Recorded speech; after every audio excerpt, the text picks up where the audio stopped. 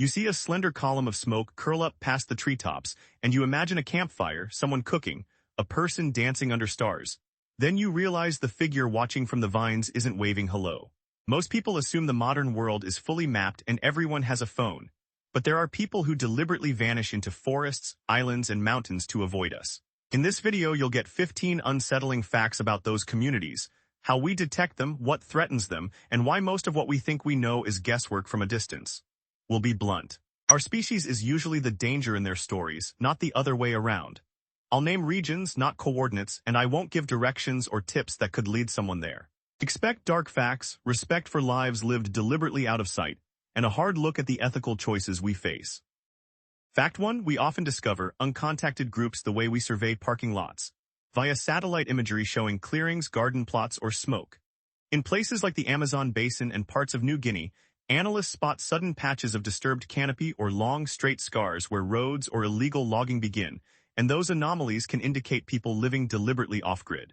But satellites only give us patterns and pixels.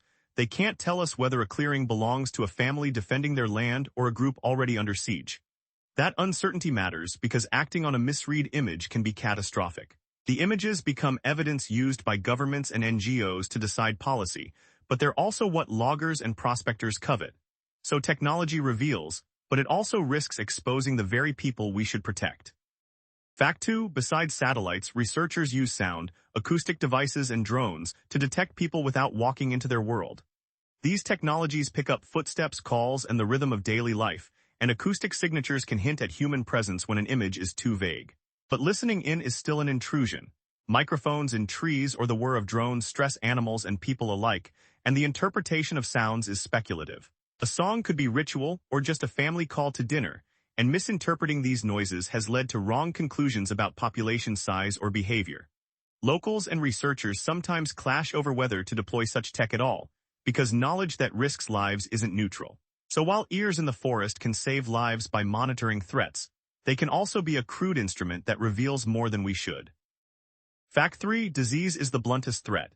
Isolated groups have no immunity to common respiratory and gastrointestinal pathogens that we carry casually. Measles, flu, even the common cold can be a death sentence. Historical contact episodes in many regions saw mortality rates spike dramatically because the newcomers brought microbes the local immune systems never met. This dynamic isn't just tragic, it creates a moral calculus. Even well-intentioned contact can function like biological warfare.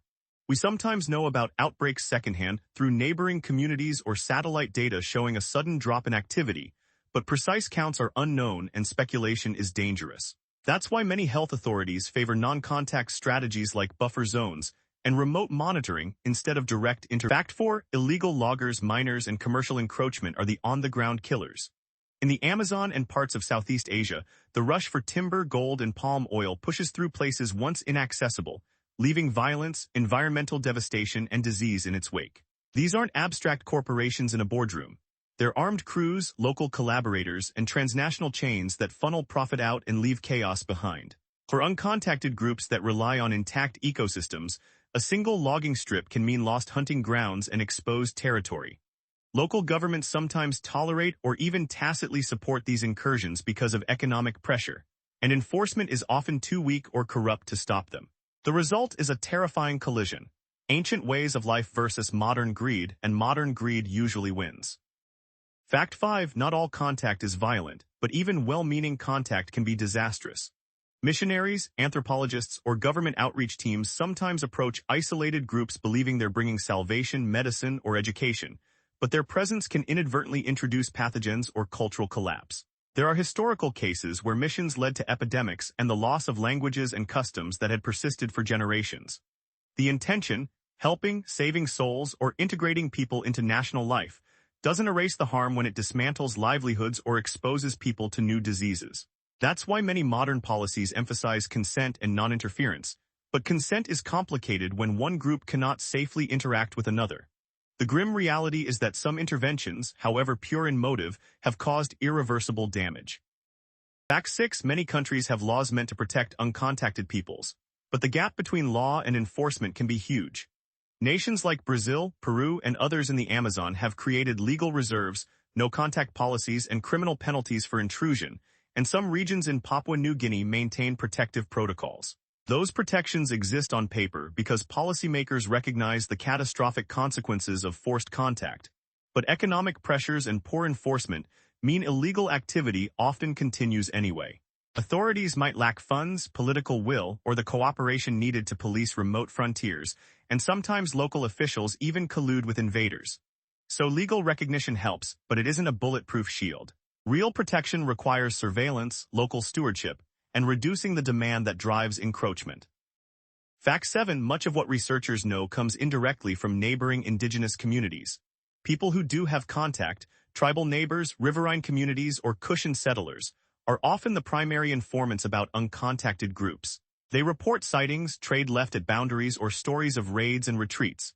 These accounts are invaluable because they come from lived experience, but they're also filtered through memory, intergroup politics, and sometimes fear.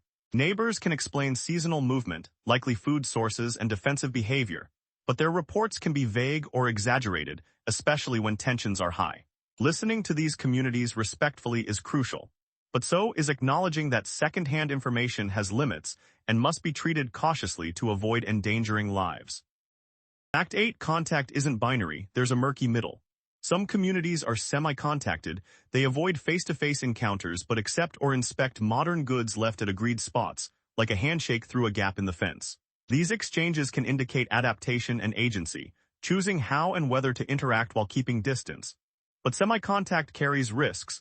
Those goods can bring disease, dependency on metal tools, or disrupt social systems and exchange networks. Observers can't always tell if a group is choosing isolation or being forced into it by fear. This ambiguous status complicates policy. Should authorities leave caches alone, patrol those boundaries, or attempt protective outreach? There's no simple answer, and decisions can have life-or-death consequences. Fact 9. Defensive tactics are part of survival, not spectacle. Many uncontacted groups maintain sophisticated knowledge of terrain and use bows, camouflage, and ambush tactics to protect their land. These practices are defensive responses to repeated incursions historically associated with violence and disease, not proof of inherent hostility. Observers must avoid turning these tactics into romantic violence. They are survival strategies born from real threats like slavers, loggers, or violent colonizers. Neighboring communities sometimes recount traps or warning shots, evidence of clear boundary enforcement. Understanding these defenses helps frame encounters ethically. A swift approach might provoke a defensive reaction with tragic outcomes for both sides. Fact 10. Many of these groups have tiny populations, sometimes just a few dozen individuals, and that demographic fragility makes every loss monumental. Small community size increases risks from inbreeding, disease, and sudden demographic collapse after an epidemic or violent raid. We often lack reliable census data because counting would require intrusive contact, so most numbers are estimates based on satellite clearings, neighbor reports, or historical records. That uncertainty makes planning for protection difficult. You can't accurately model recovery if you don't know the baseline. It also means a single catastrophic event, an outbreak introduced by loggers, for example, can push a group past recovery. So when we talk about these peoples, we're often discussing populations on the razor's edge of survival. Fact 11. Popular culture loves to romanticize untouched peoples as pure, noble, or spiritually closer to nature, but real life is messier. Those communities possess deep ecological knowledge, complex cultures, and languages, yet they also face hunger, intergroup conflict, and the same harsh natural challenges any human society faces. The noble savage fantasy strips agency and complexity, turning people into props for our conscience instead of rights-bearing humans. Moreover, romanticism can make outsiders justify contact as a way to save or learn from them, which often backfires. The more honest view is both reverent and clear-eyed. These are communities making hard choices under pressure, not museum pieces or moral lessons for urban audiences. Fact 12. Illegal wildlife trafficking and human exploitation often move hand in glove with the destruction of uncontacted people's lands. Hunters and traffickers push deeper into forests to catch rare animals, and in doing so they cross into territories that uncontacted groups depend on, bringing guns, hired muscle, and disease. There are documented instances where criminal networks have abducted vulnerable individuals or trafficked resources from interior regions, though exact details are often murky for obvious reasons. These criminal economies are powerful incentives that local authorities sometimes can't or won't confront. The presence of traffickers intensifies the ethical imperative to keep remote areas off limits, Because opening routes for commerce is the fastest way to turn refuge into it. Fact 13, modern surveillance tech helps and harms in equal measure. AI and imagery now allow analysts to detect new roads, fires, and encroachments in near real time, giving conservationists and indigenous rights groups tools to act faster than ever. But that same data can be misused by loggers, miners, and governments, and open-source maps sometimes expose sensitive areas to opportunists. There are constant debates within the conservation community about how much data to make public. Transparency can galvanize protection, but it can also act like a neon sign pointing to vulnerable communities. The ethical path isn't obvious. More information can save lives, but it can also become a weapon in the wrong hands. Fact 14, some groups actively practice erasure, destroying trails, scattering refuse elsewhere, and concealing gardens to avoid detection. Neighbors sometimes describe how families remove footprints, camouflage shelters, or set early warning systems to detect outsiders, a kind of deliberate disappearance. These tactics are not primitive tricks. They're adaptive strategies born from centuries of contact and trauma, the cultural equivalent of holding your breath and staying very still in a dangerous room.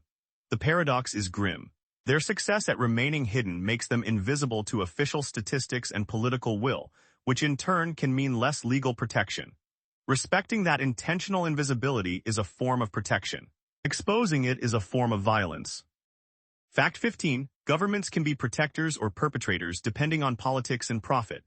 Some states have robust policies to designate no-go zones and coordinate indigenous patrols, but others prioritize development, extractive industries, or geopolitical control, thereby undermining protections. A nation's capacity to guard remote territories often depends on infrastructure, corruption levels, and international pressure. And when state institutions fail, private interests rush in. Sometimes governments themselves have conducted forced relocations or assimilation programs under the guise of modernization.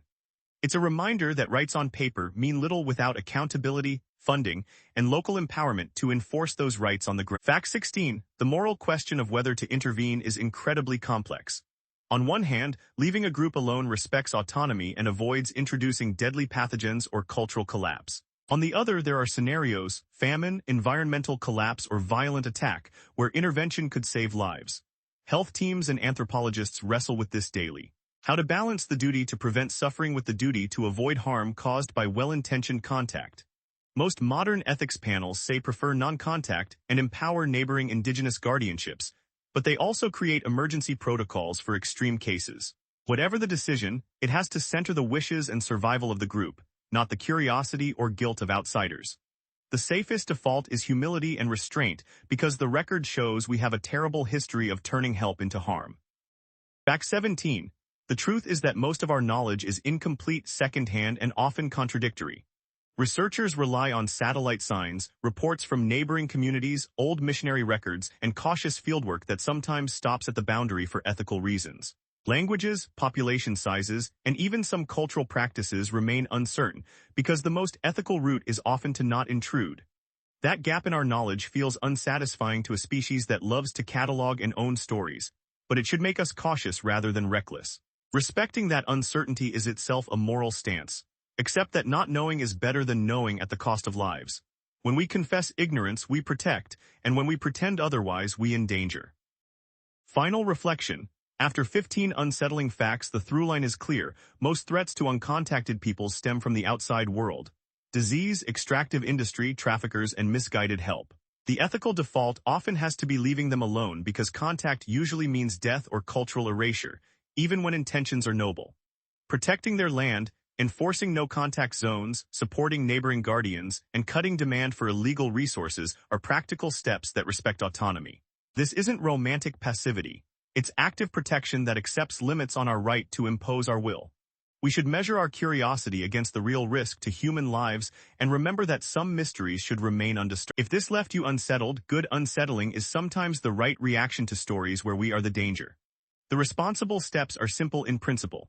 Enforce protective laws, support local stewardship, curb illegal markets, and treat non-contact as a serious policy, not a romantic notion. Remember that each supposed discovery can be a death sentence, and that humility is often the only moral stance when lives hang in the balance. If you want to learn more about how to protect remote peoples and their lands, read responsibly and support indigenous-led organizations. If this ruined your appetite for exploitation, Subscribe for more reality checks and watch our next video on how conservation and indigenous rights can align.